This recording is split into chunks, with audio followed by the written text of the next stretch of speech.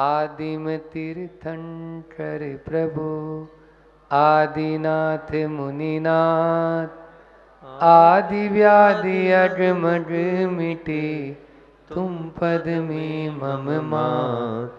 चरण शरण है आपके, तारण तरण जिहार। भवदधि तट तट ले चलो, करुणा कर। बोलिए आदिम तीर्थंकर मंडी बामोर के बड़े बाबा आदिनाथ भगवान की, मूल नायक 1008 श्री चंदा प्रभु भगवान की, संत शिरोमणि आचार्य गुरुवर विद्यासागर जी महामुनि राज की, परम पूज्य मुनि श्री 108 दुर्लभ सागर जी महाराज की, परम पूज्य मुनि श्री 108 निरंजन सागर जी महाराज की। बोलिए परम पूज्य मुनि श्री 108 संधान सागर जी महाराज की, समस्त मुनि संघ की जय। लुकमान हकीम से किसी ने पूछा, आपने तमीज कहाँ से सीखी? लुकमान हकीम से किसी ने पूछा, आपने तमीज कहाँ से सीखी? तो उन्होंने उत्तर दिया, बदतमीजों से। उन्होंने उत्तर दिया बदतमीजों से। दूसरा प्रश्न फिर किया, वो कैसे? बोले हमने बदतमीजों की जो बातें थी उनको देखा और उनसे हमेशा बचते गए, और जो गुण थे उनको ग्रहण करते गए, तब हमारे में आज तमीज आ गई। ऐसे ही हम भी गुणों को यदि ग्रहण करेंगे तो निश्चित रूप से बदतमीज से भी हम तमीज सीख सकते हैं। ये हमें अपनाना है। श्रृंखला अपनी चल रही है पंडित आशाधर जी की उस कारिका के माध्यम से। न्यायोपात धनो यजन गुण गुरुन, सद्विस्त्रिवर्गम भजन, नन्योन्यानुगुणम तदह ग्रहणी, स्थान लयो ह्रीमय, युक्ताहार विहार आर्य समिति, प्राज्ञ कृतज्ञो वसी, शृण्वन धर्म कथाम दयालु रगभिः, सागार धर्मम चरित। सागार धर्मामृत की कारिका, जिसमें आज दूसरे गुण की अपन जो गृहस्थ से सदगृहस्थ बनाने वाला गुण है, वो है गुण ग्रहण का भाव रहे नित। आज जो है गुणों की उपासना, गुणों की उपासना हम करेंगे तो निश्चित रूप से अपने जीवन को बहुत उन्नत बना सकते हैं। यदि गुण ग्रहण का भाव नहीं रहेगा तो हम केवल मात्र दोष पर ही ध्यान रखेंगे, तो ध्यान रखना दोषों पर ध्यान देने वाला कभी भी ऊपर नहीं उठ सकता है। क्यों? क्योंकि वह केवल उसकी दृष्टि में दोष ही दोष आ रहे हैं, और जैसा सोचेंगे जैसा देखेंगे वैसा ही तो ले पाएंगे। इसलिए यदि गुणों को ग्रहण करना है तो अपने आप को सकारात्मक सोचना है, अपनी सोच को अच्छी बनाना है, अपने नज़रिए को अच्छा बनाना है। तभी हम, बंद घड़ी भी दिन में 2 बार तो सही समय बताती है। सोचो, बंद है, ठीक है, चल नहीं रही, लेकिन फिर भी 2 बार तो सही समय बताएगी। देखने की दृष्टि आपके ऊपर है। आचार्य श्री ने कई बार कहा है कि कोई भी महल हो चाहे कुटिया हो, उसमें प्रवेश का एक द्वार अवश्य होता है। उसमें प्रवेश का एक द्वार अवश्य रहेगा, नहीं तो उसमें प्रवेश कर ही नहीं पाएंगे। ऐसे ही अवगुण से अवगुण व्यक्ति भी होगा, उसमें गुण जरूर होगा। गुणों के बिना कोई होता ही नहीं है, कोई भी वस्तु नहीं, कोई भी जीव नहीं है। गुण उसमें बस हमारे देखने का नजरिया होना चाहिए। आचार्य श्री इस मामले में बहुत बहुत यानी जो है ना, जिसको बोलेंगे एडवांस में, मतलब सकारात्मक उनकी सोच इतनी रहती है कि वो किसी में भी दोष नहीं देखते हैं, हमेशा उसके गुणों के ऊपर ही दृष्टि रहती है। तभी आज वो 3 लोक के पूज्य हम सबके भगवान हैं, जहाँ आप अभी कुछ दिनों 2 दिन बाद में ही जा भी रहे हैं। उनके दर्शनार्थ। तो आचार्य श्री की यह सोच है, हमारी जैसी दृष्टि होती है वैसे ही हमें नजर आने लगता है। बगीचे में जाएंगे तो वहाँ पर फूल भी खिले हैं और उन फूलों के चारों तरफ कांटे भी हैं, और नीचे देखेंगे तो सड़ी गली खाद या पत्तियाँ जो टूटी हुई पड़ी है वो भी है। ये आपके ऊपर डिपेंड है, आपके ऊपर आधारित है, आप क्या देखना चाहते हैं। फूलों की खुशबू से अपने जीवन को सुवासित करना चाहते हैं या कांटों के सूलों से अपने जीवन में और कांटे बोना चाहते हैं। देखना आपको है। आप गुण देखेंगे तो गुण नजर आएंगे। उपासना चर्चा चल रही है गुणों की उपासना, गुण यजन, मतलब हमें हर व्यक्ति में गुण देखना है। पूज्य महाराज श्री जी ने बताया भी था कि एक दूसरे को गुणों को देखना है। अभी परसों बोला था उस दिन कि हमें दोस्तों को नहीं देखना है, उनका गुण आप नोट करो, तो इससे आपके पास में बहुत सारे गुण होते जाएंगे। सबके एक एक गुण अपन यदि मान लीजिए लिखने लगेंगे कि इस व्यक्ति में क्या गुण है, इस व्यक्ति में क्या गुण है, दोष छोड़ दो। हम क्या करते हैं, दोष लिखते हैं, इसमें क्या दोष है, इसमें क्या दोष है, इसमें क्या दोष है, तो फिर लिस्ट कौन सी बनती है, दोषों की लिस्ट बन जाती है। यदि हम गुणों की लिस्ट बनाएंगे, सूची बनाएंगे, तो निश्चित रूप से हम गुणों की ओर अग्रसर हो पाएंगे। अभी मैंने बोला जैसी दृष्टि होती है वैसा ही दिखने लगता है। महाभारत का एक प्रसंग है, द्रोणाचार्य कौरवों और पांडवों को सरसंधान करा रहे थे। आप लोग संधान का अर्थ भी नहीं जानते होंगे, इसलिए अभी यहाँ से ले लेना कि सरसंधान मतलब है उनको निशाने जो होते हैं उस पर उनको सरसंधान, तीर वगैरह आदि चलाना, अन्य अन्य जो थे युद्ध के अभ्यास, उन अभ्यासों को करवा रहे थे। संध्या का समय हो गया तो सोचा कि पास का जो गांव है इसमें विश्राम कर लेंगे। जंगल गए थे तो पहले युधिष्ठिर को भेजा कि जाओ, तो पहले अपने दुर्योधन को भेजा कि पास में जो गांव है उसको देख के आओ, रात्रि विश्राम का वहाँ पर इंतजाम हो जाएगा या नहीं होगा। युधिष्ठिर गया और देखा, उसको सब के सब क्रूर नजर आए, मक्कार नजर आए, एक भी वहाँ पर सही नजर नहीं आया। उसने आके गुरु से बोला कैसा गांव है गुरु जी, एक भी आदमी यहाँ का सही नहीं है, सबके सबकी बुद्धि भी भ्रष्ट है। तो गुरु तो तुरंत समझ जाते हैं कि ऐसा तो नहीं हो सकता सारे के सारे ऐसे हों। उन्होंने युधिष्ठिर को बोला कि अब तुम जाओ देख के। युधिष्ठिर गया, मिला वहाँ के लोगों से और वापस आके बोले गुरुजी यहाँ के लोग तो बहुत सभ्य हैं, अतिथि सत्कार को तो अपना वो पूजा मानते हैं, अतिथि की सेवा करना तो वो अपना यानी धर्म मानते हैं, इसलिए इस गांव से श्रेष्ठ और कोई नहीं, अपन यहीं रुकेंगे। ऐसा भाव उन्होंने बताया।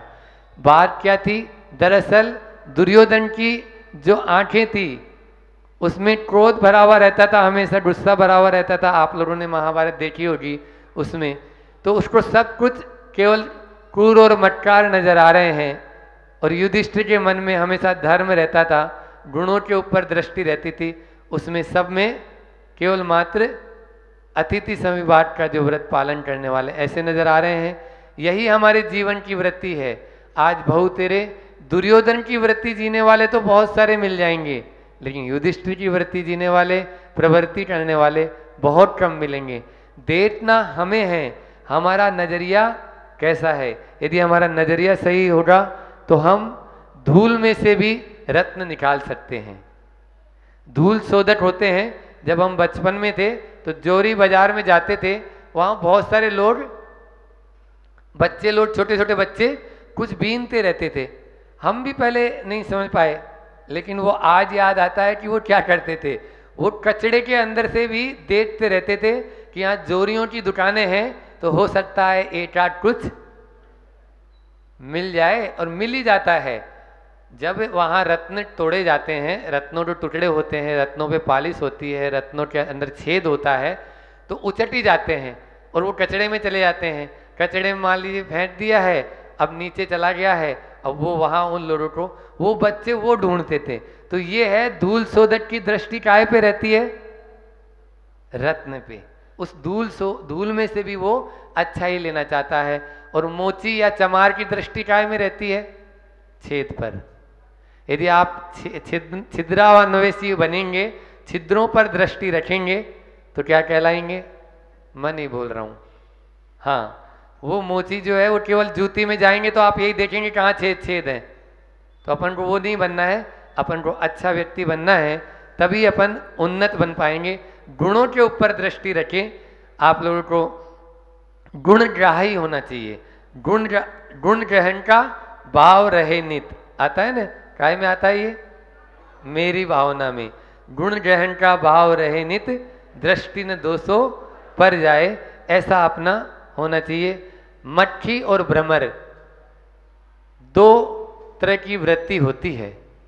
एक मक्खी की तरह जीव होते हैं, एक भ्रमर की तरह जीव होते हैं।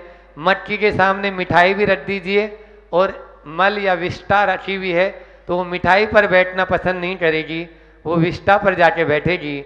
लेकिन भ्रमर के अंदर ऐसा नहीं होता है। भ्रमर हमेशा फूलों के ऊपर ही बैठता है और मकरंद या उसकी जो सुवासित जो होती है उसी को वो ग्रहण करता है।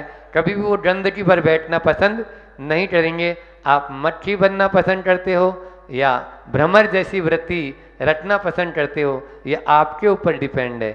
आप कौन सा यानी स्वभाव चाहेंगे। इसलिए गुण को यदि ग्रहण करना है तो उस चौ इंद्रिय भ्रमर से भी हम एक, मक्खी भी चौ इंद्रिय है और भ्रमर भी चौ इंद्रिय है, दोनों चार इंद्रिय है। आप संगी पंचेंद्रिय हैं।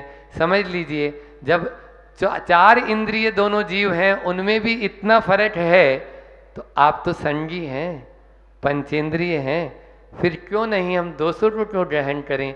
हमें उन गुणों को ग्रहण करना है जो सामने वाले के पास में है। यदि हम गुणों को ग्रहण करेंगे तो हम भी गुणवान बन जाएंगे, दोषों को ग्रहण करेंगे तो हम भी दोषवान बन जाएंगे। दोषों को ग्रहण नहीं करना है। एक्चुअल में होता क्या है कि हमारी गुणों के ऊपर दृष्टि क्यों नहीं जा पाती? दो कारण हैं। गुणों के ऊपर दृष्टि क्यों नहीं जा पाती है? दो कारण हैं। पहला है ईर्ष्या और दूसरा है मात्सर्य। आप अंदर झांक के देख लेना, ईर्ष्या हमारे अंदर में आते ही हम सामने वाले के गुण नहीं देख पाते हैं। यह हमारे से आगे नहीं बढ़ जाए, यह हमारे भीतर में एक समाविष्ट हो जाता है। और जहाँ जहाँ ईर्ष्या होती है वहाँ फिर गुण नहीं दिखते, केवल मात्र और केवल मात्र दोष दिखते हैं। ऐसे ही मात्सर्य का भाव होता है, कुड़नपन का भाव होता है, तो भी हमें गुण नहीं दिखते हैं, केवल मात्र दोष ही दोष नजर आते हैं। इसलिए ईर्ष्या और मात्सर्य से हमको बचना है। कुरल काव्य जो है एक ग्रंथ है, मतलब ग्रंथ क्या है, छोटी सी पुस्तक है, लेकिन वो पुस्तक इतनी कमाल की आचार्य कुंद के द्वारा रचित ऐसा माना जाता है कि वह जो तिरुकुरल उसका नाम है, कुरल काव्य बोलते हैं। आप ऐसे खोलिए उसको और जिस जगह आपकी उंगली चले जाए वो ही बात आपका कोटेशन है। मतलब हर पंक्ति उसकी पठनीय है। उसमें आया है कि जो ईर्ष्या करने वाला है या ईर्ष्या जो रखता है तो उसका लक्ष्मी साथ नहीं देती है। ईर्ष्या करने वाला कभी भी लक्ष्मी साथ नहीं देती है और वो अपनी छोटी बहन दरिद्रता है ना, उसको छोड़ के चली जाती है। ईर्ष्या करने वाले का कभी भी लक्ष्मी साथ नहीं देती है। उस कुरल काव्य का ये कोटेशन है। और अपनी छोटी बहन दरिद्रता को उसकी शरण में छोड़ के चली जाती है। हम लोग देखते हैं रोज प्रायोगिक रूप से भी कि जो ईर्ष्या करते हैं उनके जीवन में उन्नति नहीं होती है, उनके जीवन में कभी भी लक्ष्मीवान नहीं बन पाते हैं। जितना जितना बड़ा व्यक्ति होता है उतनी ही सोच उसकी बड़ी होती है, क्योंकि ऊंचाई सदैव गहराई सापेक्ष होती है। पेड़ जितना उन्नत होगा जड़ें उसकी उतनी ही नीचे चली जाती है। बिल्डिंग जितनी ऊंची बनती है उसकी फाउंडेशन भी उतनी ही मजबूत होती है। जितना बड़ा इंसान होता है उतनी ही उसमें सरलता, सहजता देखने को मिलती है, क्योंकि गहराई सापेक्ष है। ऊंचाई सदैव गहराई सापेक्ष होती है। इसलिए यदि आपको ऊंचा बनना है तो अपने सोच को भी ऊंचा बनाना पड़ेगा। हमको गुणग्राही दृष्टि रखनी पड़ेगी। इतना ही रखते हैं, समय भी अपना हो रहा है, इसलिए गुणों को ग्रहण करें। यद ध्यायते तद भवति, जो हम ध्याएंगे वैसा ही हम बन जाएंगे। ईर्ष्या रखने वाला कभी ऐश्वर्यवान नहीं बन सकता है, इसलिए ईर्ष्या से बचें। 3 विद्वान थे और तीनों विद्वान, अंतिम उदाहरण है कि 3 विद्वान थे और विद्वान क्या होते हैं, एक दूसरे कभी गुण नहीं बताते, लेकिन फिर भी वो आपस में एक दूसरे की कमियां अपने शेयर कर रहे थे। एक ने बोला कि मैं विद्वान तो हूँ, लेकिन जब तक लिफाफे के ऊपर नज़र नहीं जाती तो मूड नहीं बनता है। सामने वाले का कितना लिफाफा भारी है उसी हिसाब से प्रवचन करने का भाव बनता है, कैसे लोग बैठे हुए हैं उसी हिसाब से हमारा। दूसरा विद्वान बोला कि भाई मैं प्रवचन तो अच्छा कर लेता हूँ, लेकिन जब तक मुंह में कुछ दवा नहीं लेता हूँ तब तक मूड ही नहीं बन पाता है। ऐसा उसका, अब वो विद्वान नहीं है, वो मूर्ख ही कहलाएगा ऐसे लोग तो। लेकिन तीसरा जो है वो भागने लगा, बोले तुम कहाँ जा रहे हो, तुम भी अपनी कमी बताओ। तो वो पेट पकड़े हुए था, बोले जब तक मैं जिसकी कमी सुन लेता हूँ, दोष सुन लेता हूँ, दूसरे को बता नहीं देता हूँ, तब तक मेरे पेट में दर्द हो जाता है। आजकल बहुत सारे लोग ऐसे ही होते हैं, वो दूसरे के दोषों को तो सबको बताते हैं, गुणों को नहीं बताते।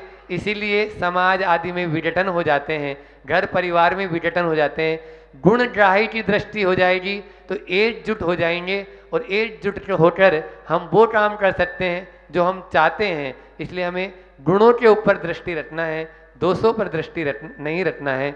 इतना ही अपन करते हैं कि गुण ग्रहण का भाव रहे नित, दृष्टि न दोषों पर जाए। गुणी जनों को देख हृदय में मेरे प्रेम उमड़ आवे, और बने जहां तक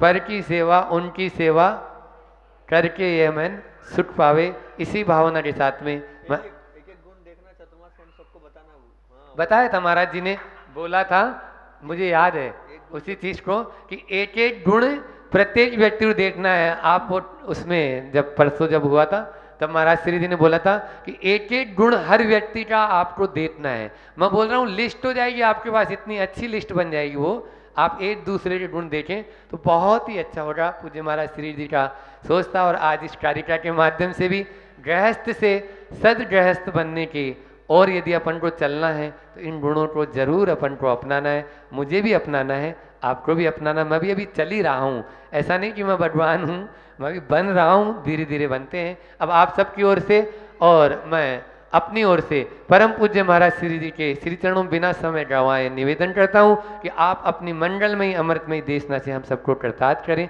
परम पूज्य महाराज श्री जी। दर्शन स्तुति का मंगलाचरण करेंगे।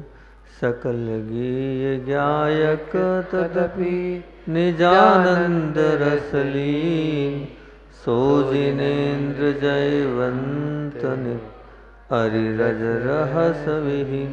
बोलिए देवादिदेव 1008 मूलनायक श्री चंदापुर भगवान की, बंडी वामारा के बड़े बाबा आदिनाथ भगवान की, आचार्य भगवंत विद्यासागर महामुनिराज की, पूज्य संदान सागर जी निरंजन सागर जी महाराज की, परम पूज्य मुनि श्री 108 दुर्लभ सागर जी महाराज की। 3 कारिकाएं अपनी हो गई थी, चौथी कारिका चल रही है। चौथी कारिका का अपन वाचन करते हैं। तुम गुण चिंतत निज पर विवेक, प्रगटे विकटे आपद अनेक। तुम जग भूषण दूषण वियुक्त, सैब महिमा युक्त विकल्प मुक्त। क्या बोल रहे हैं यहाँ पर? तुम गुण चिंतत, मैंने प्रभु आपके गुणों का चिंतन किया। निज पर विवेक, निज यानी स्वयं आत्मा का, और पर यानी शरीर का विवेक जागृत हुआ आपके चिंतन करने से। प्रकट हुआ है क्या? निज पर विवेक। विघटे आपद अनेक, और अनेक प्रकार की आपकी जो समस्याएं वो सब समाप्त हो रही है। काहे से समाप्त हो रही है? आपके गुणों का चिंतन करने से। तुम जगभूषण दूषण वियुक्त, आप क्या हैं? जग के आभूषण हैं। मतलब जग का आभूषण तात्पर्य होता है जो सर्वोत्कृष्ट होता है उसको आभूषण की उपमा दी जाती है। तो आभूषण स्वरूप दूषण वियुक्त, मतलब आप दोषों से रहित हैं। 18 आदि जो दोष होते हैं उन दोषों से रहित हैं। सब महिमा युक्त विकल्प मुक्त, और क्या बोल दिया है? आप सब महिमाओं से युक्त हैं, अर्थात पंच कल्याणक आदि महिमाओं से आप युक्त हैं और विकल्प से मुक्त हैं, अर्थात आपको कोई संकल्प विकल्प नहीं है, आप संकल्प विकल्प से मुक्त हो। एक और लेते हैं फिर आगे बढ़ते हैं। अविरुद्ध शुद्ध चेतन स्वरूप, पहले आप वाचन कर ले अपन। अविरुद्ध शुद्ध चेतन स्वरूप परमात्म परम पावन अनु, शुभ अशुभ विभाव अभाव की स्वाभाविक परिणतिमय अछीन। क्या है यहाँ पर बता रहे हैं? अविरुद्ध शुद्ध चेतन स्वरूप। आपका शुद्ध चेतन स्वरूप कैसा है? विरोध रहित है। और कैसा है?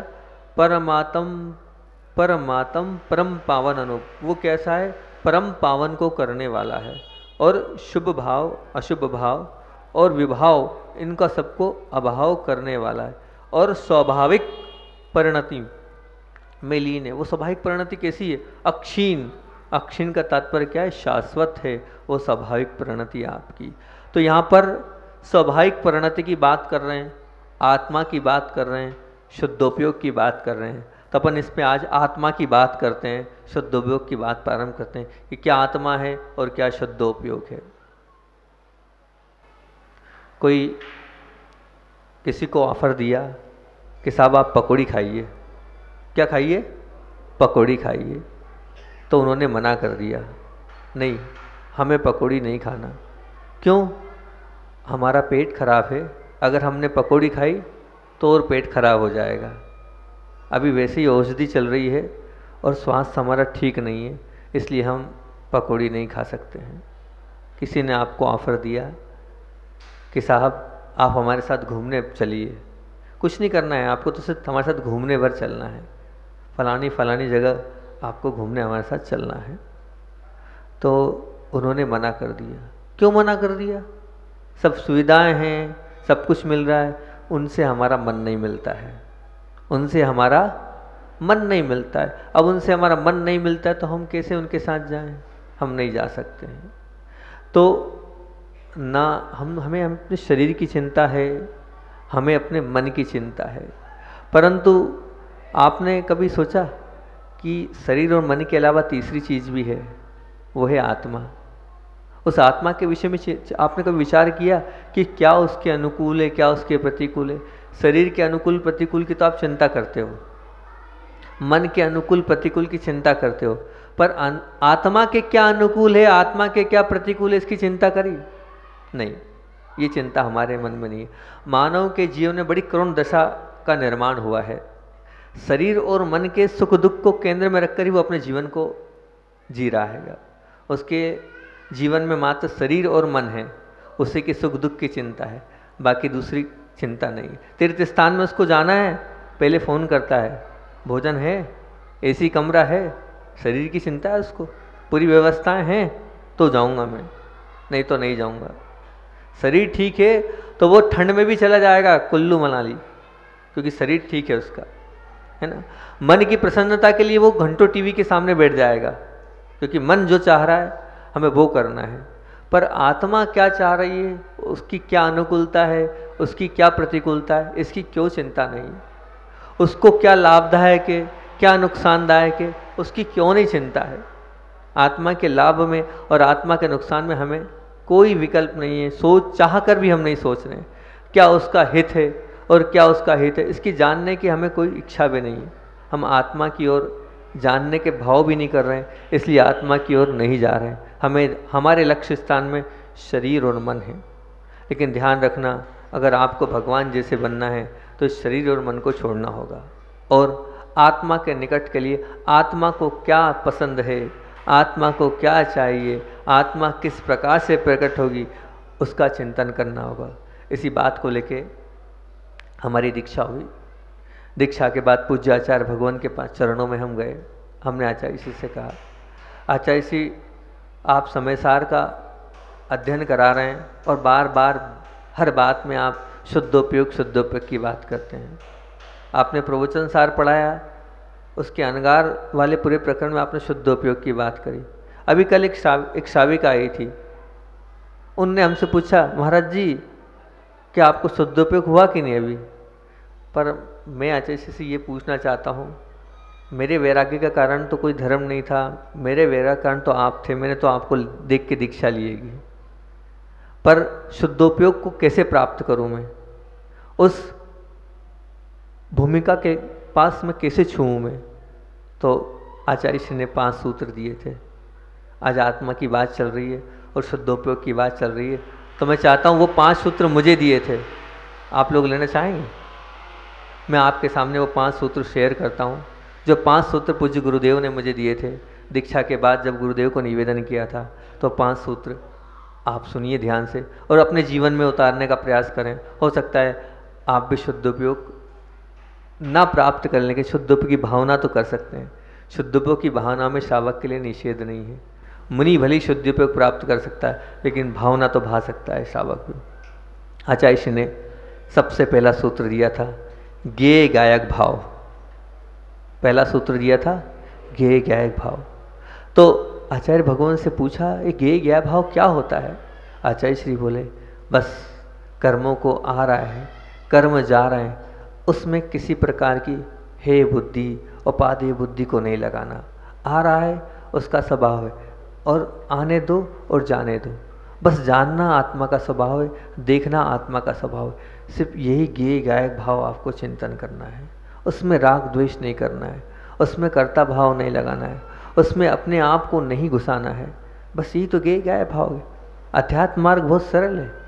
कुछ सोचना नहीं, कुछ जानना नहीं, कुछ देखने के भाव नहीं करना, परिणामों में कर्ता भाव नहीं करना, यही तो ज्ञेय गायक भाव है। आपको इस ज्ञेय गायक भाव को अपने जीवन में उतारना है। बस हर प्रवृत्ति में सहजता तुम्हारे अंदर आ जाए तो तुम्हारा ज्ञेय गायक भाव हो गया। ये सब कुछ यही तुम्हारी पूंजी है। ये पहला सूत्र आचार्य भगवंत का था। दूसरा सूत्र आचार्य श्री ने दिया, बोले 12 भावनाएं हैं, उन 12 भावनाओं का प्रतिदिन पाठ करो। पाठ सिर्फ द्रव्य से नहीं हो, पाठ भाव से भी हो। पाठ वाचन से नहीं हो, पाठ अंतरंग से हो। बोले प्रत्येक लाइन में घुस जाना और भावपूर्वक खूब भक्ति से जो लिखा है उसको आत्मसात करना। 12 भावनाओं के चिंतन से शुद्धोपयोग की भूमिका में दृढ़ता आती है। हम लोग पढ़ते तो हैं 12 भावना, लेकिन 12 भावना में जो लिखा है वहाँ तक हमारे अगर भाव पहुँचे तो निश्चित हम अपनी आत्मा की ओर जाएंगे नहीं, पहुँच ही जाएंगे। 12 भावना पढ़ें, लेकिन भावपूर्वक पढ़ें। ये दूसरा गुरुदेव का सूत्र था। तीसरा गुरुदेव ने कहा, याद रहेगा आप लोगों को? ठीक। तीसरा है निद्रा विजय। आचार्य श्री ने कहा, जैसे भी हो अपनी निद्रा को जीतो। जो निद्रा है इससे अनेक प्रकार के कर्म बनते हैं। सबसे बड़ा प्रमाद का कारण निद्रा है। जितना आप कम निद्रा लेंगे उतना आप अपने उपयोग को निर्मल बना पाएंगे। तो अपने जीवन में कम से कम नींद लेने की आदत डालो। मैंने कहा जो आ गया आचार्य श्री जी। ये तीसरा सूत्र गुरुदेव का था कि हम कम से कम सोएं। जितना कम सोएंगे उतना अच्छा होगा। आप लोग दिन में सोते होंगे ना, लेकिन ये सोना हमारे लिए तो गुरुदेव ने मना किया। अब आप अपने अनुकूलता से देख लेना। चौथा आचार्य श्री का सूत्र था उपेक्षा संयम। चौथा सूत्र गुरुजी ने दिया उपेक्षा संयम। तो उपेक्षा संयम किसे कहते हैं? उपेक्षा संयम का मतलब ये है कि जो आ रहा है उसको स्वीकार कर लो। उसका सहज और शुद्ध उत्तर ये है कि जो आ रहा है उसको स्वीकार कर लो। ठंडा आ रहा है, ठंडा स्वीकार कर लो। गर्म आ रहा है, गर्म स्वीकार कर लो। जो है बस स्वीकार भाव। उपेक्षा संयम का तात्पर्य क्या था? स्वीकार भाव। बस हमें स्वीकार करना है, हर परिस्थिति को स्वीकार करना है। कैसी भी परिस्थिति हो, अनुकूल हो तो, प्रतिकूल हो तो, हर प्रकार से स्वीकार भाव अंदर से आ गया तो हमारे अंदर उपेक्षा संयम आ गया। वो उपेक्षा संयम जिस व्यक्ति के अंदर आ गया, चलते फिरते शुद्धोपयोग और चलते फिरते समयसार की वह एक मूर्ति बन जाएगी। सहज ज्ञाता दृष्टा बन जाओ, उसकी हेडिंग थी। कुछ करो नहीं, कुछ करो नहीं, बस होने दो। जो हो रहा है बस उसे होने दो। कुछ करो नहीं, बस होने दो। जो हो रहा है बस उसे होने दो। फेर फार का विकल्प तोड़ो, फेर फार का विकल्प तोड़ो। सहज ज्ञाता दृष्टा बन जाओ। बन क्या जाओ, तुम तो सहज ज्ञाता दृष्टा ही तो हो। यह तनाव, ये आकुलता और ये व्याकुलता तुम हो ही नहीं। देखो नहीं, देखना सहज होने दो। हम जो देख रहे हैं चला कर नहीं देखना है, सहज होने दो। जानो नहीं, जानना भी सहज होने दो। कुछ भी जानो नहीं, सिर्फ जानने को सहज होने दो। रमो भी नहीं और जमो भी नहीं, रमना जमना भी सहज होने दो। रमना और जमना भी सहज होने दो। सब कुछ सहज, जानना सहज। सार बता रहा हूं आपको मैं उसका। सब कुछ सहज, जानना सहज, देखना सहज, जमना सहज, रमना सहज। कर्तव्य के अहंकार से ही नहीं, विकल्प से भी रहित सहज ज्ञाता दृष्टा बन जाओ। क्या बोला? कर्तव्य के अहंकार से ही नहीं, विकल्प से भी रहित सहज ज्ञाता दृष्टा बन जाओ। बस इसको अपने सामने रख लो, पढ़ते रहो तो अपने आप हम अपनी आत्मा के पास पहुंच ही जाएंगे। और पहुंचना ही पड़ेगा हमें। इतनी अच्छी ये लाइनें हैं, इतनी अच्छी ये बात है। एक और बात रखकर अपनी बात को मैं अंत करूंगा कि संघ में पूज्य स्वर्ण सागर जी महाराज जी हैं। वो बहुत अच्छी अच्छी कविताएं लिखते हैं। वो बहुत अच्छी अच्छी कविताएं लिखते हैं। हमने एक दिन चर्चा में कहा, आप कविताएं लिखते हो, कुछ आत्मा के ऊपर लिख दो ना। हमने कहा 2-3 विषय दिए थे उनको, उन्होंने दोनों तीनों पे कविताएं हमको लिख के दी। उन्होंने आत्मा पे भी लिखी और भी जो हमने सेंटेंस दिए सब पे दी। तो वो जो आत्मा पर उन्होंने कविता लिखी वो मुझे बहुत अच्छी लगती है।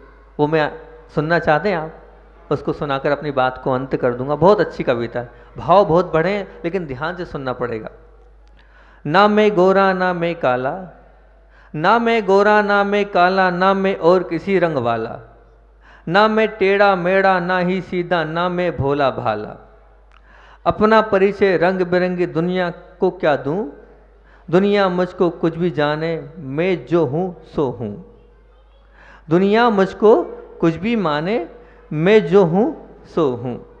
जात न कोई पात न कोई, ध्यान से सुनना। जात न कोई पात न कोई, संग कोई भी साथ न कोई। ना मैं मरता जन्म कभी ना, सो मेरे मात पिता न कोई। पिता पुत्र मतलब मेरे माता पिता कोई नहीं। क्यों? ना मैं मरता, ना मैं मरता जन्म कभी ना, सो मेरे मात पिता न कोई। मित्र कोई ना, भात्र कोई नहीं, मैं ऐसा ही हूँ। दुनिया मुझको कुछ भी माने, मैं जो हूँ सो हूँ। ना मैं खाता, ना मैं खाता, ना मैं पीता, ना ही श्वासों से जीता। ना मैं बच्चा युवा न बूढ़ा, नाम कोई ना राम न सीता। पता ठिकाना आखिर अपना किसको क्या दे दूं, दुनिया मुझको कुछ भी माने, मैं जो हूँ सो हूँ। मैं तो केवल एक अकेला, संग न मेरे कोई झमेला। मैं तो अकेला, मैं तो केवल एक अकेला, संग न मेरे कोई झमेला। शुद्ध बुद्ध हूँ नित्य निरंजन, निराकार निरुपम अलवेला। उपमाओं से फिर क्या हूँ मैं, कैसे कुछ कह दूँ, दुनिया मुझको कुछ भी जाने, मैं जो सो हूँ।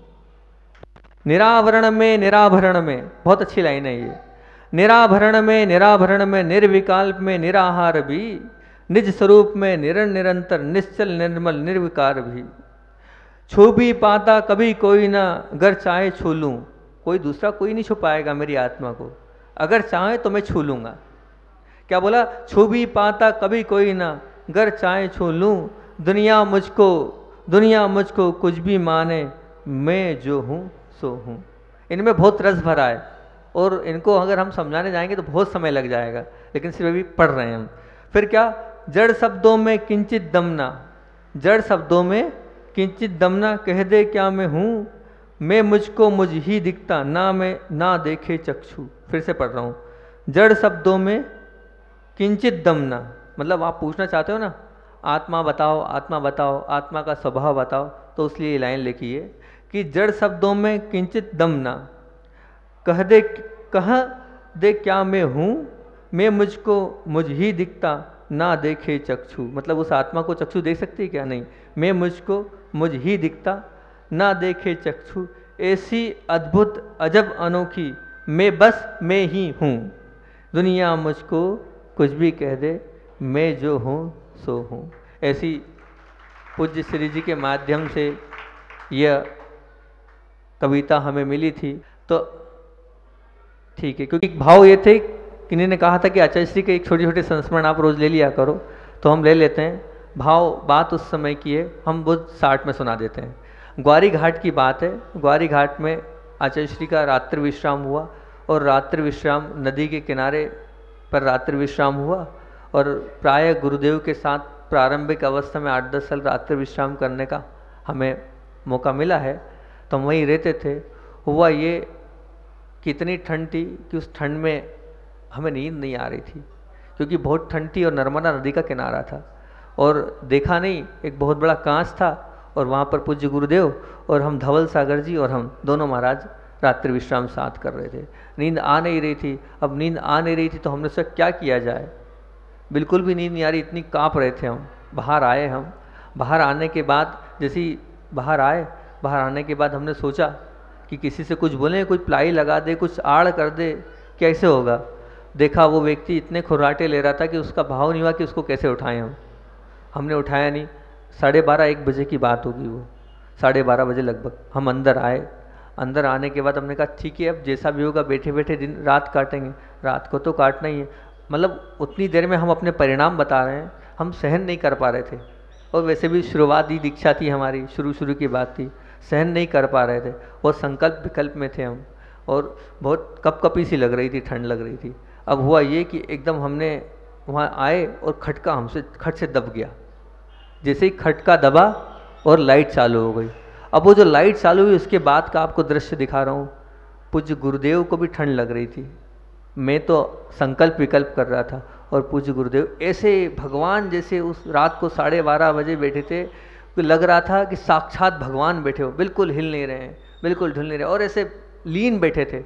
उस दृश्य को देख के मैंने अपने आप को ग्लानि की कि देखो इस उम्र में आचार्य जी ऐसे बैठे हैं, और तुम युवा होने के बाद भी ऊपर नीचे आगे पीछे घूम रहे हो, ठंड लग रही, ठंड लग रही, ठंड लग रही। धन्य है, ये आत्मा में लीन है, और हम आत्मा से कितनी दूर हैं। अब लाइट तो जल गई थी, बाहर उस व्यक्ति को उठाना पड़ा, लाइट जल गई है इसलिए बंद कराई। सुबह आचार्य श्री से प्रायश्चित के लिए मैंने कहा आचार्य श्री जी रात में ऐसा ऐसा हो गया था। अब आचार्य श्री बैठे हैं साक्षात, तो कब हुआ था ऐसा? 12:30 बजे। 10 मिनट लाइट जलती रही, 10-15 मिनट बाद लाइट जली। आचार्य श्री को भान ही नहीं कि लाइट जली। हमने आचार्य श्री आप बोले हम तो समय सार को लेके बैठ गए, और अब लग तो रहा था हम क्यों आज रोज ध्यान करें, ठंड ठंड करें। आप लोग इतने खुले में सुला दिया था, कोई बात नहीं, ठंड ठंड न करके हमने तो समय सार की गाथाओं का चिंतन चालू कर दिया, और पूरे समय सार का हमारा वाचन हो गया। ये है आचार्य विद्यासागर जी महामुनिराज, जो इस प्रतिकूल परिस्थितियों में भी अपनी आत्मा का ध्यान करते हैं और अपनी आत्मा में जाते हैं, और हम लोग प्रतिकूल परिस्थिति आती है और बाहर आ जाते हैं। बोलिए आचार्य भगवान विद्यासागर महामुनिराज की।